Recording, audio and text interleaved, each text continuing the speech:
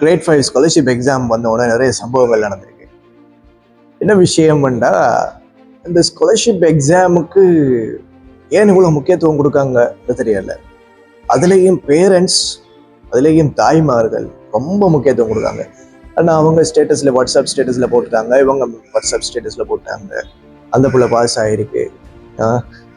இதுக்காக வேண்டியே பிள்ளைகளை ப்ரெஷர் பண்ணி பிள்ளைகளுக்கு பனிஷ்மெண்ட் கொடுக்காங்க. அதை புரிச்சுக்கோங்க, இந்த ஸ்காலர்ஷிப் எக்ஸாம் ஜஸ்ட் ஒரு டெஸ்டிங் தான்.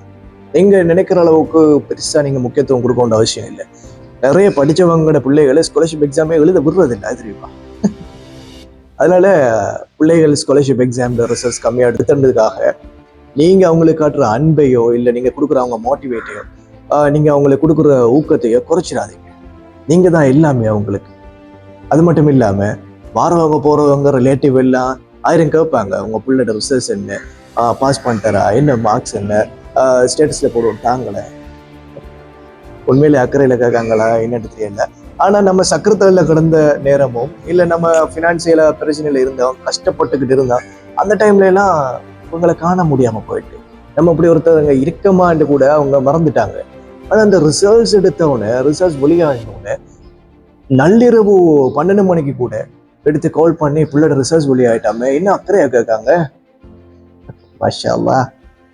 உண்மையிலே அக்கறையாக கேட்காங்களா இல்லை என்ன மாதிரி மனசுல கேட்காங்கன்னு தெரியல. உண்மையிலேயே புரிஞ்சுக்கங்க, இது ஒரு ஜஸ்ட் ஒரு டெஸ்டிங் தான். அதுக்கு வேண்டிய பிள்ளைகள்ல மொத்த லைஃபை இதை தீர்மானிச்சிருவோம் அப்படின்டா இல்லவே இல்லை காய்ஸ். ஜஸ்ட் ஒரு டெஸ்டிங் தான். சில பிள்ளைகளுக்கு மார்க்க கல்வியில இன்ட்ரெஸ்ட் இருக்கும், சில பிள்ளைகளுக்கு இந்த உலக கல்வியில இன்ட்ரெஸ்ட் இருக்கும், சில பிள்ளைகள் விளையாட்டுல இன்ட்ரெஸ்ட் இருக்கும், எல்லாத்துலேயும் சில பிள்ளைகளுக்கு இன்ட்ரெஸ்ட் இருக்கும். ஸோ இறைவன் கொடுக்குறதெல்லாம் கொடைகள். அதுக்காக பிள்ளைகளை நம்ம தண்டிக்க முடியாது. பிள்ளைகள் முயற்சி செஞ்சாங்க, ரிசல்ட்ஸ் இறைவன் தரது. ஸோ நீங்க உங்க பிள்ளைகளுக்கு நீங்க தான் எல்லாமே. அவங்கள தண்டிச்சிடாதீங்க, அவங்கள ஹர்ட் பண்ணாதீங்க. பிள்ளைகள் குறைய மார்க்ஸ் எடுத்ததால அவங்களுக்கு குறைச்சி எடை போட்டுறாதீங்க.